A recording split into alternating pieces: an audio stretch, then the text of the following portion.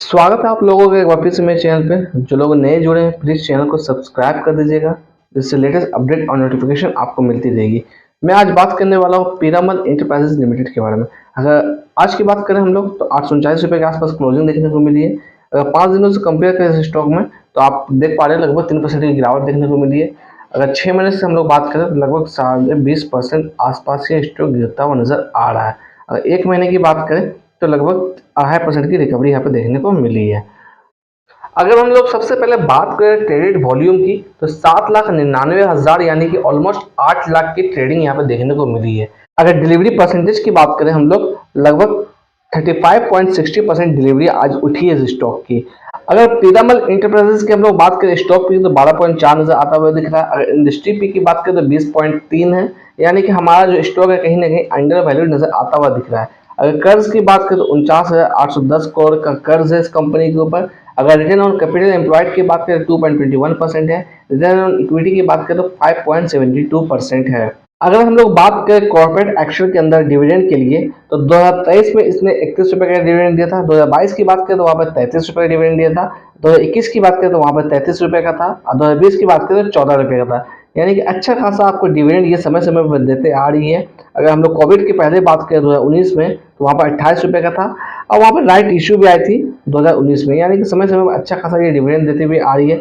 अगर हम लोग टेक्निकल की बात करें तो बीते 5 सालों में इसने माइनस रिटर्न दिया है, यानी कि नेगेटिव का रिटर्न बना के दिया है। अगर 2 साल से बात करें तो वहाँ पे भी रिटर्न नेगेटिव नजर आती हुई दिख रही है।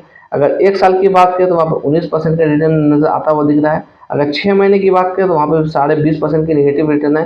3 महीने की बात करें तो 10.5% की नेगेटिव रिटर्न है, यानी कि ऑलमोस्ट ये नेगेटिव रिटर्न ही अभी तक देते हुए आ रही है। अगर 10 साल की बात करें तो वहाँ पर 47% का रिटर्न बना कर दिया है, यानी कि समय के हिसाब से इसने बहुत ही कम रिटर्न बनाकर दिया है। अगर मैं बात करूँ डाउन साइड में सपोर्ट की तो 780 का जो लेवल है वो कहीं ना कहीं यहाँ पर अच्छा मजबूत निकलता हुआ नजर आ रहा है। अगर हम लोग अप साइड में बात करें रेजिस्टेंस के लिए तो ये स्टॉक का जो रेजिस्टेंस अभी निकलता हुआ आ रहा है तो 900 का लेवल एक अच्छा रेजिस्टेंस यहाँ पर निकलता हुआ आ रहा है। अगर मैं बात करूँ तो ये स्टॉक हमारे 200 डे के मूविंग एवरेज के नीचे ही ट्रेड करता हुआ नजर आ रहा है। जिस तरह बाजार में भी प्रेशर बनी हुई है बियरिश की, उस हिसाब से अभी फिलहाल इस स्टॉक में बच के हमें रहना चाहिए। किसी भी तरह का फ्रेश एंट्री आपको नहीं लेना है, किसी भी तरह का जल्दबाजी फिलहाल आप नहीं करिएगा। अगर ऊपर के लेवल पे थोड़ा बाई किया तो आपको सिंपली यहाँ पर वेट कर सकते हैं और यहाँ पर एवरेज आउट करने के लिए भी फिलहाल बचिएगा। एवरेज आउट करने के लिए भी जल्दबाजी नहीं करिएगा, क्योंकि ये स्टॉक में अभी गिरावट कितनी आएगी आप देख पा रहे हैं। जिस तरह हमारा बाजार गिरता हुआ नजर आ रहा है तो कहीं ना कहीं इसमें भी गिरावट हमें देखने को, बाजार हमारा 2 दिनों से लगातार गिरता हुआ नजर आ रहा है। तो यहाँ पर सिंपली आप थोड़ा सा वेट करिएगा, फ्रेश एंट्री नहीं लीजिएगा। और ऊपर के लेवल में बाई किया तो अभी आप सिंपली वेट करिए, मैं जैसा बार बार आपको कह रहा हूँ। और डाउन साइड में जो हमारा स्टॉप लॉस है, अगर आपने अभी अभी ही फिलहाल अगर पोजीशन लिया है, कम लॉस हो रहा है तो कहीं आप एग्जिट करना भी चाहते हैं पोजीशन को तो आप अपने हिसाब से एग्जिट कर सकते हैं। अगर मैं आपको थोड़ा जूम करके यहाँ पे दिखाऊं तो यहाँ पे आप देख पा रहे हैं एक अच्छा स्पिनिंग डोजी यहाँ पर बनता हुआ नजर आ रहा है। तो सिंपली आप थोड़ा सा वेट कर लीजिए, क्योंकि अभी बाजार का सेंटीमेंट नेगेटिव है। किसी भी तरह का जल्दबाजी नहीं करिएगा, क्योंकि जहां बाजार हमें गिरता हुआ नजर आएगा वहां पर हो सकता है स्टॉक में हमें भारी गिरावट देखने को मिल पाए। साथ ही साथ थोड़ा इसे इंडिकेटर की मदद से भी हम लोग आइडेंटिफाई करने की कोशिश करेंगे। तो आप यहाँ पर देख पा रहे हैं ये इंडिकेटर अभी सेल के नीचे ही दिखाता हुआ नजर आ रहा है। अगर आप फ्रेश एंट्री लेना भी चाहते हैं तो कम से कम 930 के लेवल के ऊपर आने दीजिए, तभी कहीं ना कहीं एक मूवमेंट यहाँ पर नजर आती हुई दिख सकती है। आप देख पा रहे हैं ये स्टॉक जो है हमारा इस रेड लाइन के अभी नीचे ही ट्रेड करता हुआ नजर आ रहा है। जब तक ये स्टॉक कहीं ना कहीं इस रेड लाइन के ऊपर आएगा या फिर किसी तरह का इंडिकेशन नहीं मिलता, फिलहाल के लिए आप सिंपली इस पोजीशन से अवॉइड करिए, इस स्टॉक से थोड़ा दूर रहिए। अगर मैं इंडिकेटर की मदद से आपको दिखाने की कोशिश करूँ तो आप देख पा रहे हो पीरामल इंटरप्राइजेस की बात कर रहा हूँ 1 डे के टाइम फ्रेम में। तो यहाँ पर हमारे जो 16 इंडिकेटर है ये यहाँ पर सेल का इंडिकेशन दे रहे हैं और 2 ऐसे इंडिकेटर जो बाय का इंडिकेशन यहाँ पर दे रहे हैं।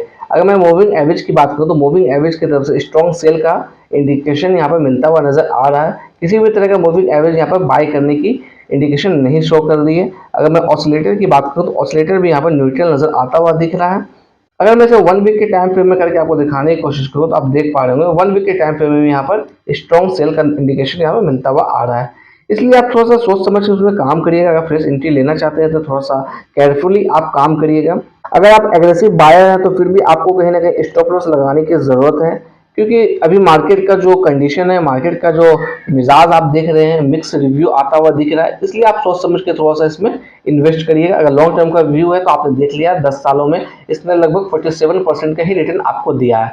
तो अगर आप लॉन्ग टर्म का भी व्यू रख रहे हैं तो थोड़ा सोच समझ के इसमें व्यू रखिएगा। ऐसे समय समय पर जरूर से जरूर एनालाइज करने की कोशिश करिएगा। आई होप मेरी ये जो वीडियो है आपको कहीं ना कहीं हेल्प आउट करेगी तो डिसीजन लेने में। और मुझे आप कमेंट बॉक्स में कमेंट करिएगा जिस स्टॉक के लिए आपको टेक्निकल एनालिसिस चाहिए, मैं उसे कवर करने की कोशिश करूंगा। और जो मेरे चैनल पर नए जुड़े हैं प्लीज़ मेरे चैनल को सब्सक्राइब कर दीजिएगा।